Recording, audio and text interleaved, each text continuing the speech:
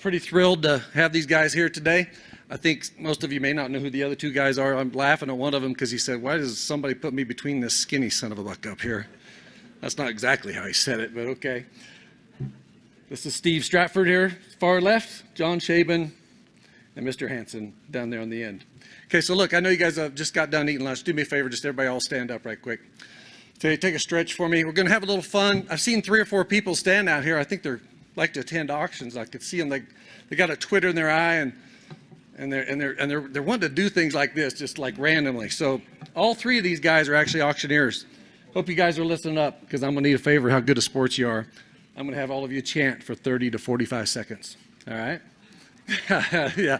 I like to judge people on how good of sports they are. Grab the mic.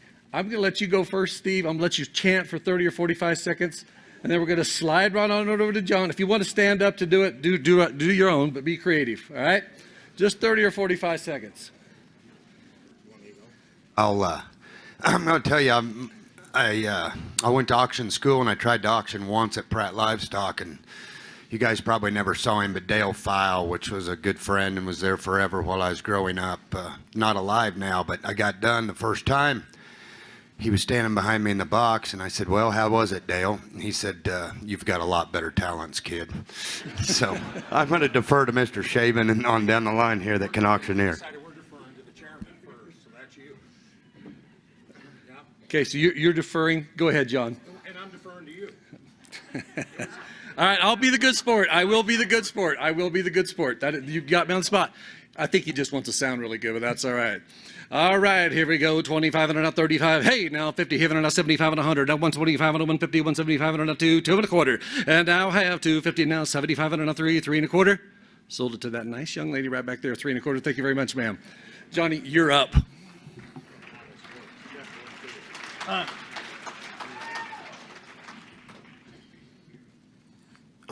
Bryan Hanson, is that working? Yeah, you guys hear that okay? There, Bryan Hanson would have sold 3 loads of yearlings in the time it took you to do that right there.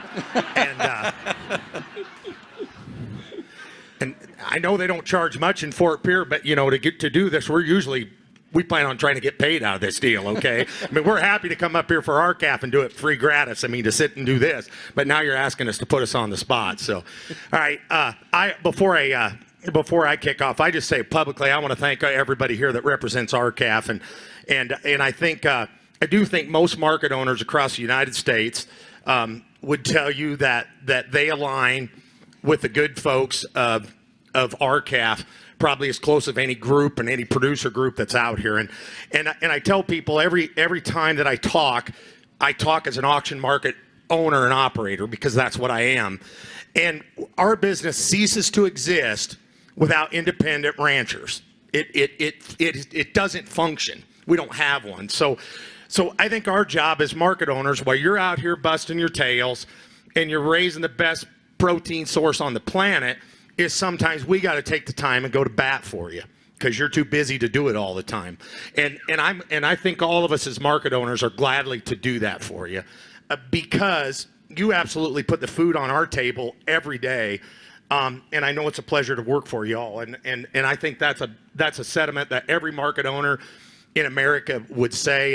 And so as one of them, I just want to tell you publicly, it's darn sure a pleasure to be here and get to look at. And then I always get a little envious when I come up to South Dakota and see all this nice grass and all these mama cows running on here because, you know, the greatest recycling invention that God ever created was a mama cow.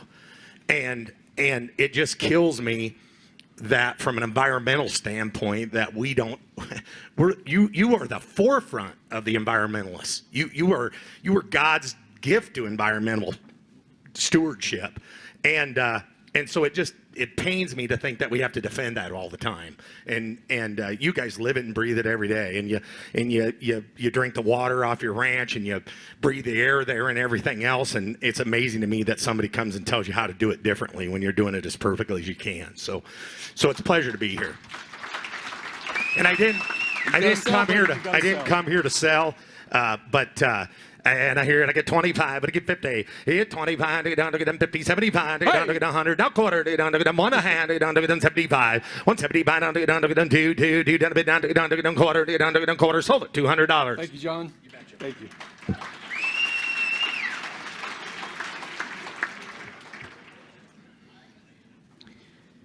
Well, I wasn't aware that there'd be any auctioning because I kind of have a golden rule that I normally don't go out the night before a sale. You would never sell then. I got a text. I got a text from Bryan last night at about 11:30. He said, "Hey, come on down to my room." He said, "We're staying in another hotel, so we couldn't get there." But Well, you know, there's not a more asked question from a sale barn person this time of the year than what the market's going to be this fall. And my crystal ball is in the shop until the second Tuesday of next week. However, I would like to give you what I propose the calf market on a 5 to 6 weight steer would be this fall. And where did you finish? I forgot. I think you sold out about $2. That's where I'd like. That'd be a good place to start this fall, wouldn't it? Yes, sir. Tear down 2, 2, 10, tear down 2, 10, 12 and a half, tear down 12 and a half, 15, tear down 17, tear 17, down 20, down 20, 1, 2, here, $20, $2, 22, $2, 22, $2, 23, 22, 3, 222, 223, did it get? Selling, $2.22 a pound. Awesome. That'd be a good place. Thank you, Bryan. So look, put somebody on the spot and do that. I appreciate you guys. One little quick note. This is the cussing jar. I'd like to do a precursor for these are sale barn operators if anything flows out of their mouth. We apologize up front. It's $50 for any cuss word. If it's an F-bomb, it'll be $1,000, gentlemen. $1,000 for any F-bombs. Stratford better write the check right now, I think. That reminds me, Mike Schultz, you owe $20 right now. So listen, these are the true price discovery gentlemen right here, because I'm not a video auction person, okay? I don't believe in pricing your cattle and being able to no-sell them, okay? I mean, yes, I do believe you can no-sell your cattle, but people are bringing their cattle to the auction. Those cattle are for sale, true. So I appreciate true price discovery at your auction markets. But anyways, I'm going to ask these guys some questions, and hopefully it won't take too long. I've got several questions for them, and hopefully we'll have a little time to take some questions from the audience, okay? My first question we'll just start with Steve, and then we'll bounce around a little bit, okay? What trends are you seeing in your customer base? So what trends or relative trends do you feel like you're seeing, or changes in your customer base are you seeing? Buyers and sellers both. I guess first off, to take your hat off to the producers. They answer about every call that the industry and us as feeder buyers and calf buyers request of them. I mean, the management's getting a lot better, health and the fall and the pre-weaning shots, and a lot more weaning going on, and a lot more information provided to the buyers and sellers. I guess you're seeing some separation between the upper tier of producers and the next level, and you see that separation in the market every week. And that's our job, is to help those people distinguish what they do and what brings value to the table.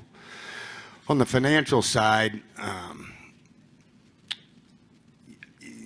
you're seeing that our aging baby boomer population is either passing away or exiting, and that one or two children in a group is trying to buy out siblings or take over a ranch, and with an interest load and a principal payment on that, it's kind of like the man before was showing opportunity cost, so on and so forth.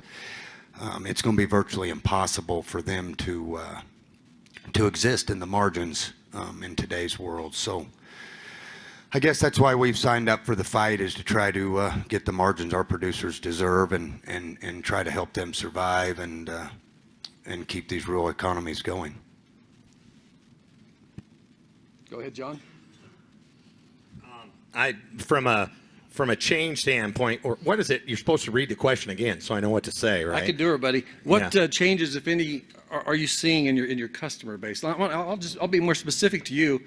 You don't have a lot of large producers. Do you have several smaller producers in your area, I'm going to guess? How are these small producers, if they're not making a lot of money, and let's say they're making $50 to $100 a cow, they're going to have one heck of a lot of cows to exist. unless they're part-timers and have a time job. Are you seeing your customer base? Are you losing customer base? Are other people picking up these cows? What are you seeing? I think there's been a little bit of what word am I looking for? Maybe consolidation, as you've had a few producers got out. That can be a number of reasons and things, but I guess that I come from farming country. I live pretty close to Omaha, Nebraska.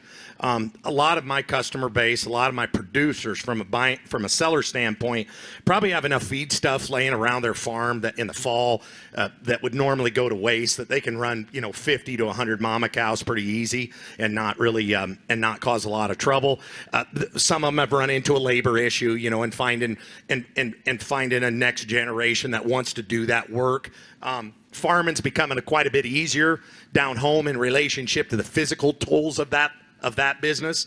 When you look at that nice John Deere tractor that's posed outside, that modern equipment has made it a lot easier to do the farming. There probably hasn't much changed in this ranching and the cow producing business that has made it a lot easier physically.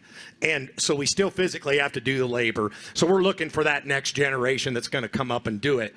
It's a little bit harder to find when their buddies that they go have a beer with in the bar are done at 5 o'clock or have all summer off or whatever it may be, and actually are netting more income than their counterparts that are raising beef cattle. So the function of this whole thing, and the reason why I'm here, and the reason I think why these guys are here, is we're trying to put more money in your pocket, and ultimately that puts more in our pocket, and makes it a sustainable, long-lasting business.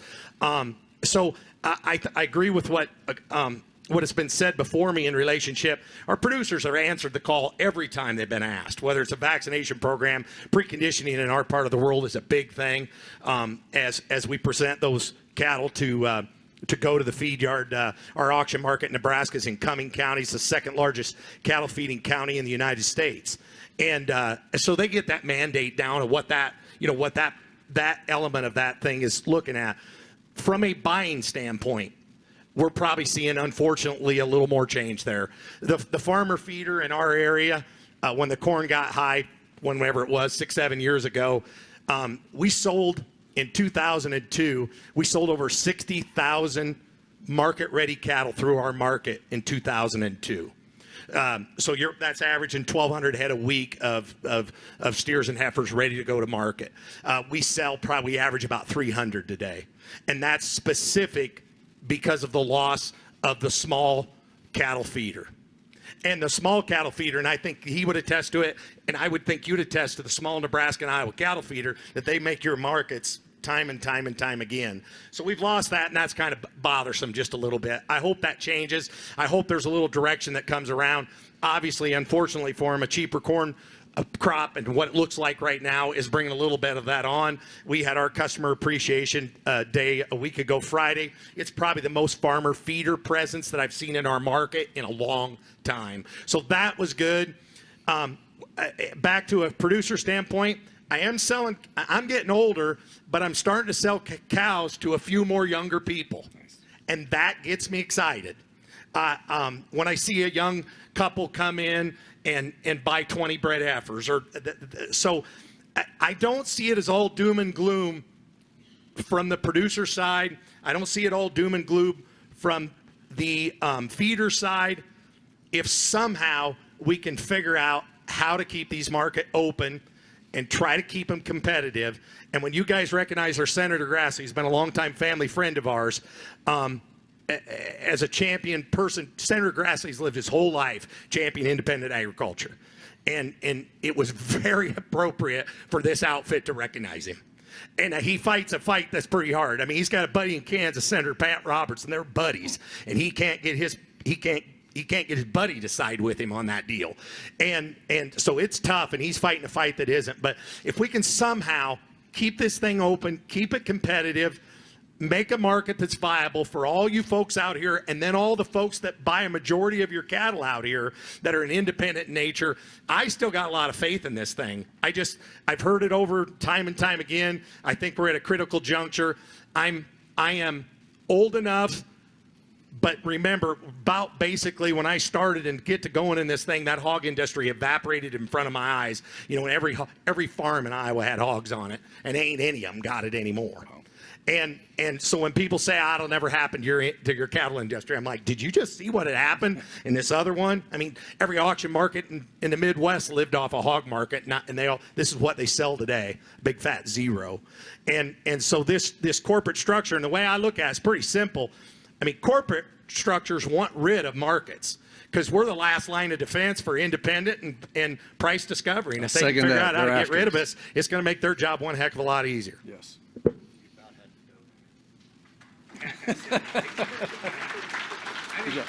No, you did not. Well, I guess when you think of your customer base, and I haven't been in this, nearly as long as this guy. I mean, way, but you just look around the room, and how many of you went to school at a country school? A lot of you. How many of you got kids or grandkids that went to a country school? A lot fewer hands. And how many of you now have a country school within 20 miles, 30 miles, 40 miles of your place? Very few.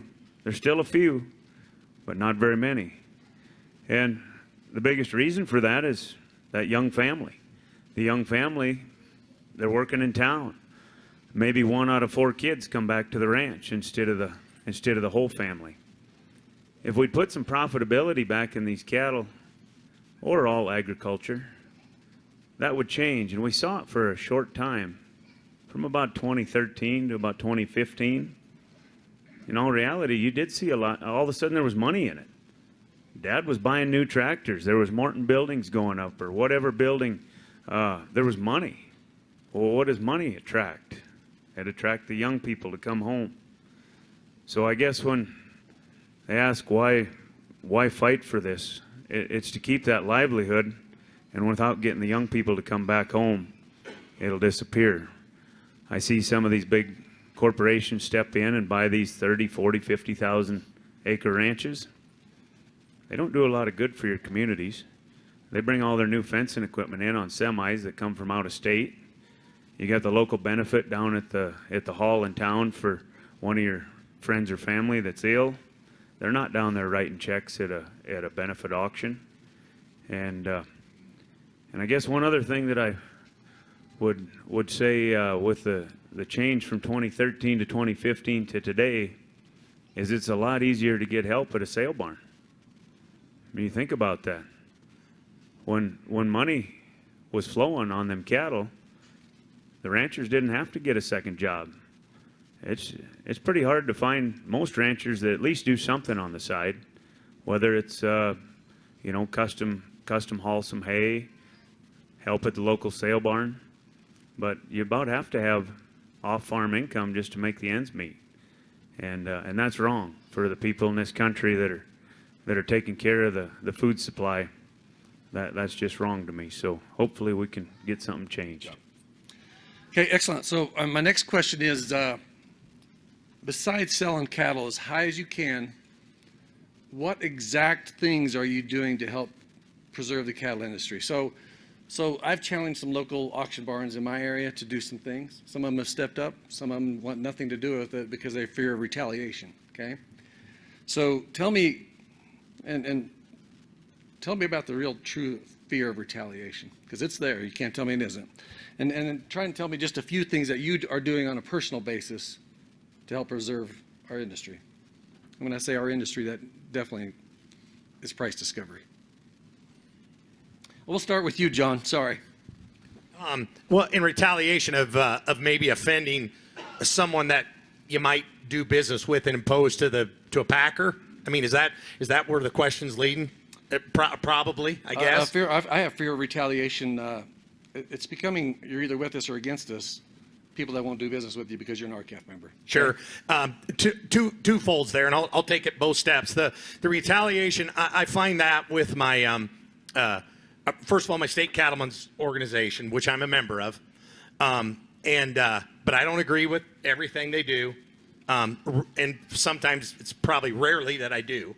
But the state of Iowa in full force went in full delegation to try to get 5014 pushed through at the NCBA level.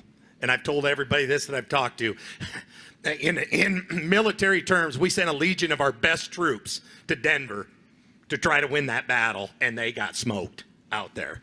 And so that, it's hard not to become a little bitter, disingenuous, however you want to say it.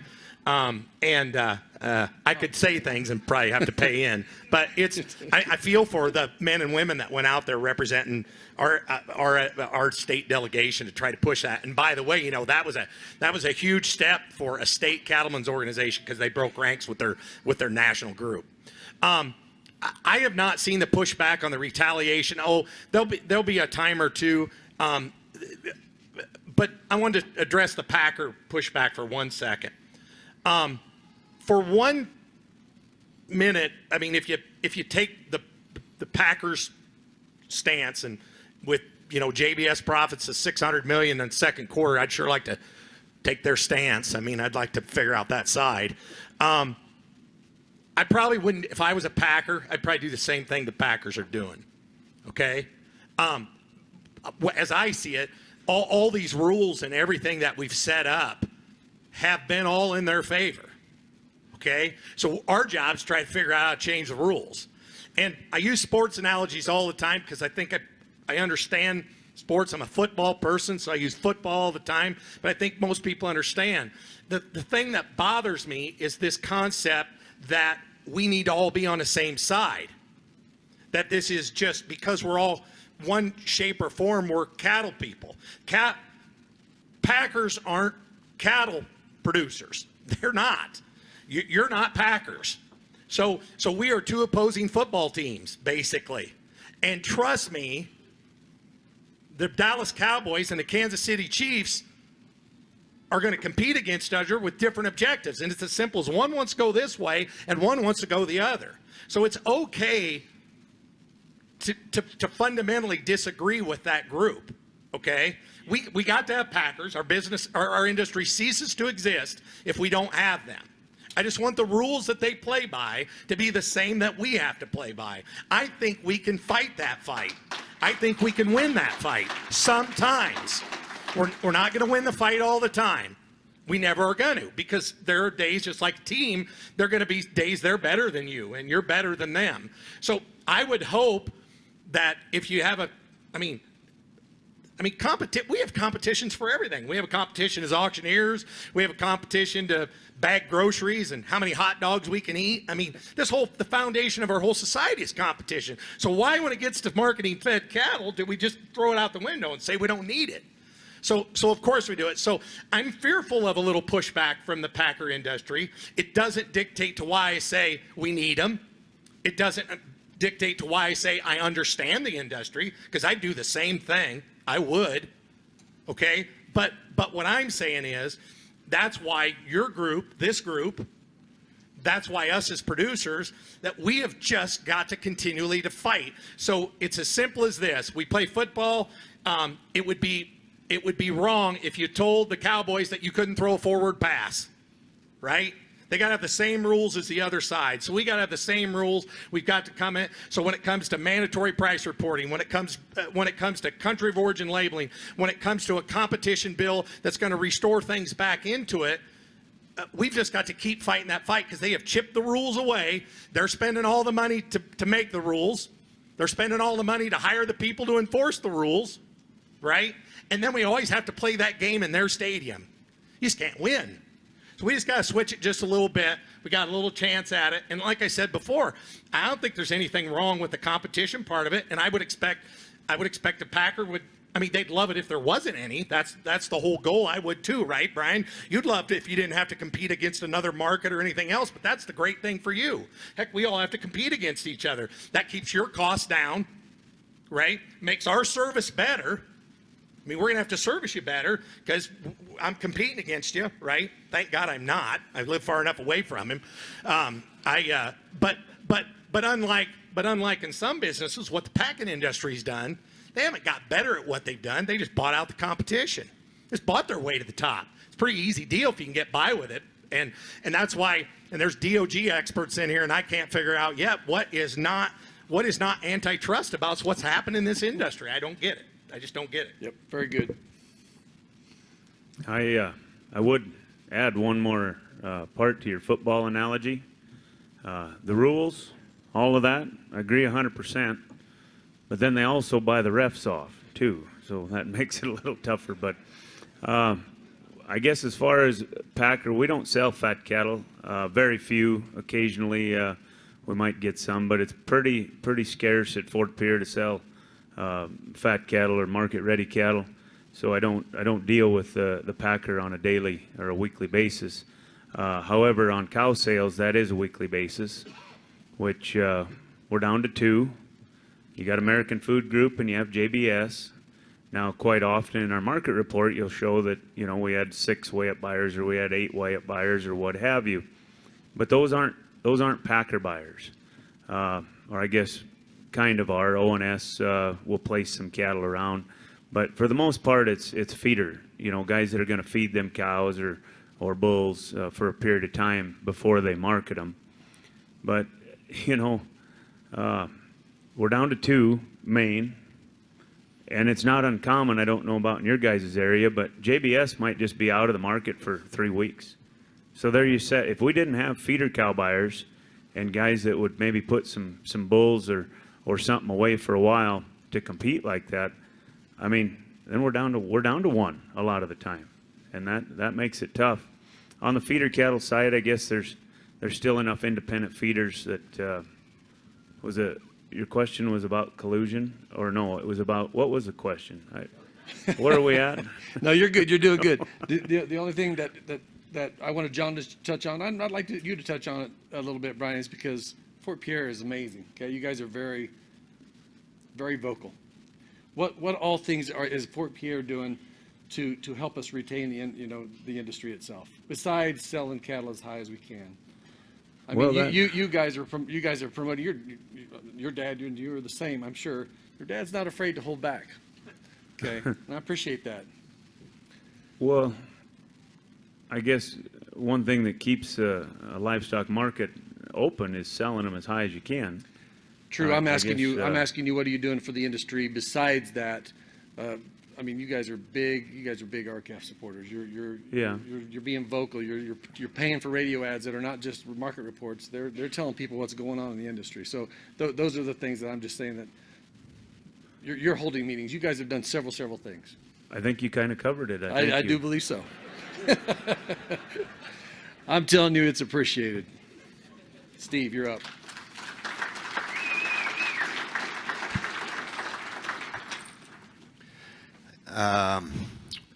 I guess we don't market a lot of fat cattle either, and so now to say we haven't had conversations among ourselves with Mark and Bryan Winter and the Lewises that you kind of got to be careful of alienating everybody with your personal views. In the same breath, it's nice to work with people that care about the producers and have for multi-generations and aren't afraid to be vocal. And stand up for the people that they represent. Because like John said, we're not in business without them. But I think that's a testament to what we're fighting for in the fed market is in the feeder market. I'm sure there's some corporations that buy feeders that don't like what I get on Facebook and mouth off about when I'm pissed off.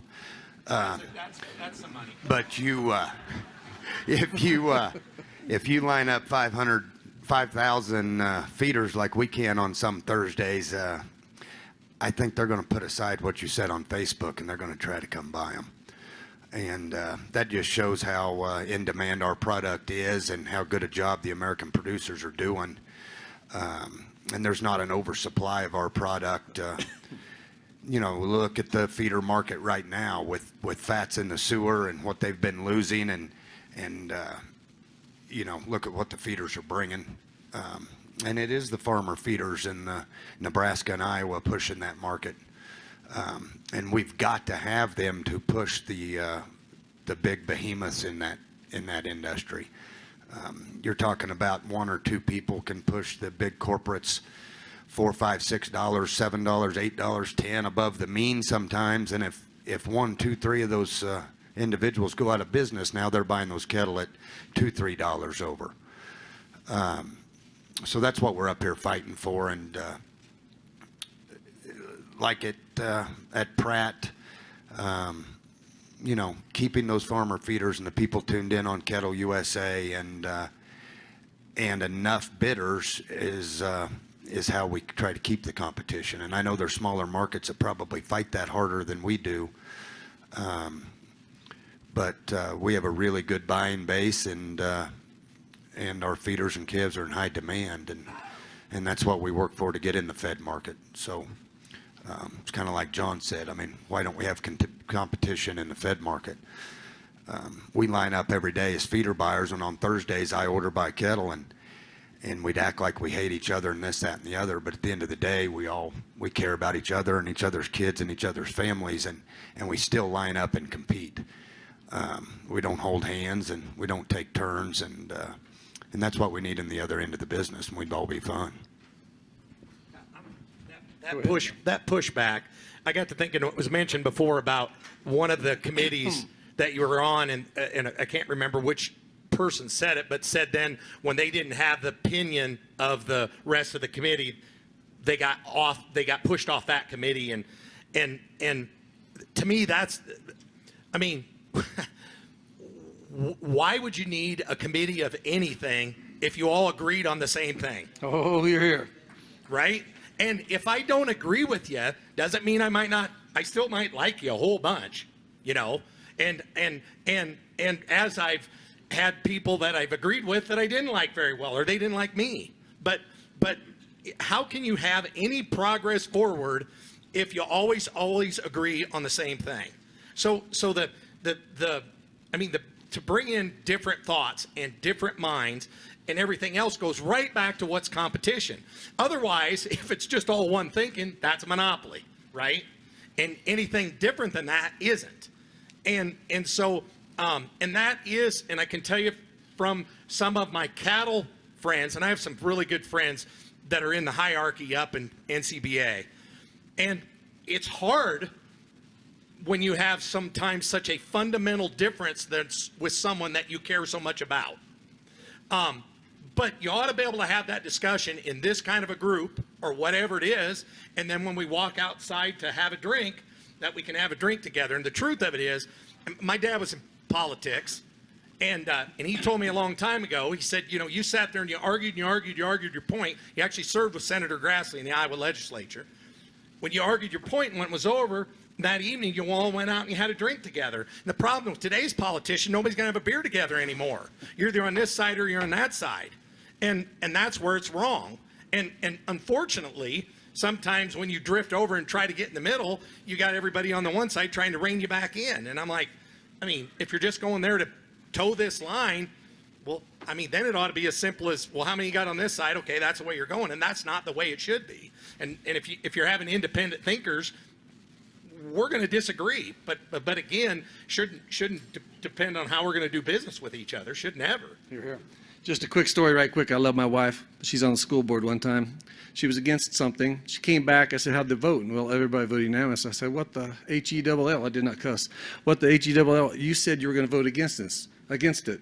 Sorry, dear. She said, well, they wanted us all to vote to show the community that we were all in favor of something. I said, no, that's where you put a stance. You take a stance to show the other community members that there's people like you that think like you. So, sorry, dear, don't take it out on me later. My last question, maybe we'll have a couple minutes for a couple questions, but so yesterday the CME comes out and announces some expanded limits. Maybe you guys have heard this. Live cattle from $3 to $4. After a daily limit of being down one day, the limit's going to expand to $6 on live cattle. Feeder cattle are going from $4.50 to $5 with an expanded limit of $7.50. Tell me how that affects price discovery, especially in auction markets. I'm very fortunate. My people haul their cattle in the day of sale mostly. Big sales, people are hauling cattle in a day or two early. Explain how tough that makes it to market cattle and do a good job when you earlier in the week maybe went out, looked at some cattle and said, yeah, these cattle are worth, $1.50. Brian, gonna let you go first. And what can we do to change that? I mean, I've always wanted to abolish or get rid of the CME. To me, it's going to be the ultimate marketing tool for them to take all the risk out of everything. So I'll let you hit that one. Well, I remember back when it was $1. You know, the limits were $1. And a lot of you remember Johnny Smith. We were visiting about that in the office one day when it went from $1 to $3 limit. Well, what would make him do that? Johnny just looked over and said, the Chicago Mafia just couldn't steal it fast enough, $1 at a time, had to go to $3. And I'd say that carries pretty true to these $6 or $5 and $7 expanded limits. But, you know, there's been such a huge bounce, even with the old limits. I mean, granted, this just gives them more rain. Not going to say it doesn't affect the market, but I guess with feeder sales, they're not buying them to resell them in a week. You know, if these cattle are buying, you know, 5 weight, 6 weight, 8 weight, whatever, those lighter weight cattle, you don't see it maybe right away. If it doesn't help anything, if the board's up Monday, Tuesday, and then down the limit Wednesday, Thursday, Friday, or a Friday sale. I've kind of thought maybe the CME did that on purpose, because that seemed to be a trend for quite a while.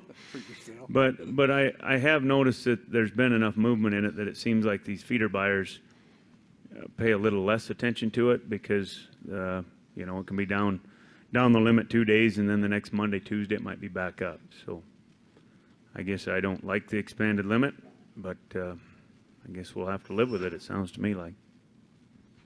You want to touch that one, Steve?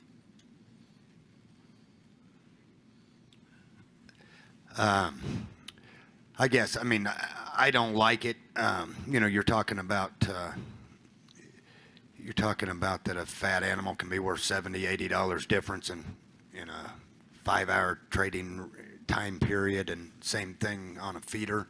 Where it'll hurt the worst is if you're in a large feeder run, and you sell the bulk of them after the board closes. You know, if it locks limit lower. You know, and there's a lot of outfits that are big enough that are immediate hedgers of some sort, and to protect the cattle they're buying. It will. The problem with the board to me is that the algorithms and the computers and the traders. I mean, it's what leads the market. It's not reactionary. It's not like they report these livestock auctions are 7 or 8 lower, and then the board goes lower.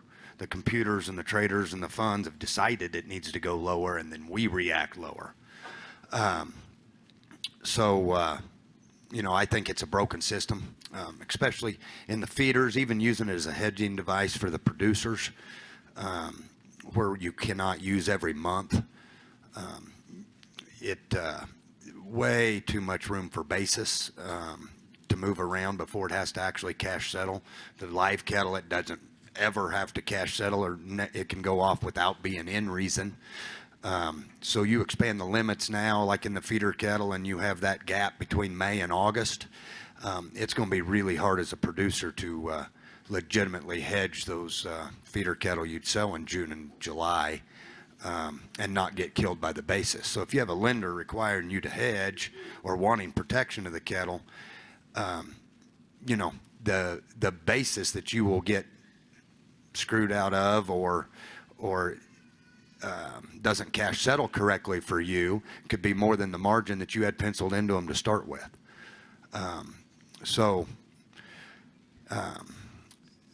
I hope that as long as they keep widening the basis and so on and so forth, that it comes more disconnected at the market, and it's more like Las Vegas, and it's not the tool that we go to price cattle. So just right quick, Bryan, I agree with you totally on lighter cattle. It's probably not such a big deal. But on feeder cattle, John, once you touch this one, don't you agree that most people that when they buy feeder cattle, they're hedging those cattle immediately? I mean, they're locking in their $20 or $30. It's done. And I think part of the where you're at, our market in Nebraska, our Nebraska independent feeders, in which there's gobloads of them, and they are a lot of yards would be 100% hedgers, 100%. Which means you still have to have then an effective delivery system, which, I mean, some would cuss it, and I would like to tweak it a little bit, but as long as you have a threat of delivery, that's going to keep that basis somewhat there. No threat on feeder cattle, just like you said. I mean, so that basis isn't, but they are supposed to settle cash index, and I guess, I mean, they figure out ways to try to manipulate the cash index on the feeder cattle too. I'm a hedger, so I probably don't want to just blow the board up. But when I saw those that they were going to, expand the limits, I assume expanded limits then also means expanded margin. And so now I got to carry X amount more margin money with them that I get nothing for. It just sits in their account, so it's probably a good deal for them, I would guess. I'm assuming they aren't offering it up because they wanted it to be bad for them. I mean, and so it looks like it's another deal that's going to, that hedgers are going to probably have to pay a little bit more for to play into the game.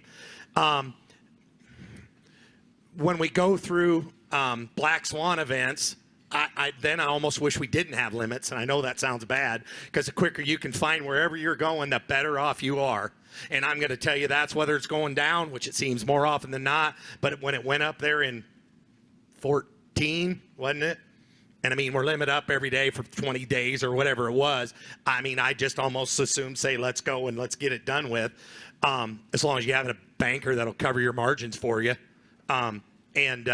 So to me, it looks like it's just a way to milk more margin money out of people. And when you've got funds in there that have billions of dollars in their deal, it's obviously not going to work the way it did, years ago. And with computers and trading as fast as it does, I see that there's a cattle on feed report just out, and it doesn't look real friendly. Didn't expect it to look real friendly. And we have our Customer Appreciation Day Monday morning in West Point, so we'll my producers will take a beating because of it, I'm guessing. And I don't like it, but and I don't like on feed reports at all. I wish they didn't have them, honestly. But I wish they weren't expanding the limits. I lived through the last expansion, and I thought it seemed kind of fair. I'm a little bit more like Steve. $70 value on a fed steer, or in one day that'd be enough, I think. And then, the thing, unfortunately, and we live with your livelihood, but the cattle feeder or the cow-calf producer that's selling that day, can bonus from it or be hurt by it. We just, I think, always seem to pay a lot more attention when it hurts more, when it hurts more. The final thing, when you'd mentioned before you wanted to add in on my sports analogy, the best one, and I forgot to bring in the sports analogy, on Monday morning, Packers run around in the good old days. They ran around, they bid on your cattle on Monday. And they bid on them at Tuesday, and they bid on them on Wednesday, and they bid on them every time they need them. And they show up at the feed yard on Monday morning. The first thing the feed yard does is hand them their show list. The show list is the playbook. The show list is the feeder's playbook. Now, who in their right mind, if you were in a football team, you'd hand your playbook to the opposing team? I mean, that's the kind of stuff that just baffles me. So as feeders, we have to employ that we need operational business needs to be done differently. And back to 50-14, and that's the whole concept behind it. I mean, to generate more cash trade makes everything more transparent, and the great thing about that was that mandate, and it's a mandate, that's what they're asking for, is not national, it's geographic. I mean, it's got to be in certain spots, and that's why I think that thing can really, really do some good. And I haven't picked on NCBA too bad up here, but gosh darn it, we oppose that 50-14 bill basis of one thing. We don't want government in our business. Okay? Who does, right? I mean, but then immediately come out and say they support a mandatory national identification program, which will be the biggest bureaucratic nightmare that this industry's ever seen. Now that, you can't, that is absolutely the definition of hypocrisy if you look it up in the book. And how can you stand on that? I don't get the basis of that. Now, if you can just tell them, if you just tell the truth, we don't want cash trade because it's not beneficial to the industry that you're asking to comply by it, I say, well, at least you're telling the truth. I don't agree with you. But to hide behind that the same way you hide behind mandatory country of origin labeling, and that's why, and I do not get any joy in arguing with my cattlemen's groups, yours or any other ones, but they need taken to the woodshed on that, and And your group just so happens you're trying to do it and have been doing it for a long time. So as a market owner and a person, like I told you before, that lives off the back of you all, I couldn't commend you enough. And it's pleasure to be here. It's a pleasure. So you just took my last question right there. said that was the last. No, that was my last question because they're telling me I ran out of time. My last question was about the RFID and your feelings. I get it, John. Thank you very much. So one quick question. I guess we can't take questions. Sorry. Steve, how many miles did you drive to get here from Pratt, Kansas? Did you check your mileage, your odometer? How many hours? 12? 86 to the airport. Oh. It's not so bad. Mr. Dunlap, how far did you drive to get here? Short 600. 600 miles. Yeah. I'm just dying to know. Couple hours, 200 miles. Big round of applause. These guys drove a long ways to come here today.